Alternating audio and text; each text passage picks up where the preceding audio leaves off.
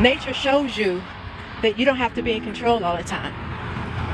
Nature teaches you how to connect. When I was growing up, when we was outside, kids wasn't in the grass playing on their phones. They didn't have tablets and iPhones and devices. They had human connection. They had human, real connection. They played with each other.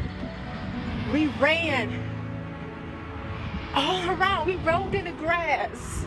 We climbed trees. We played with rocks.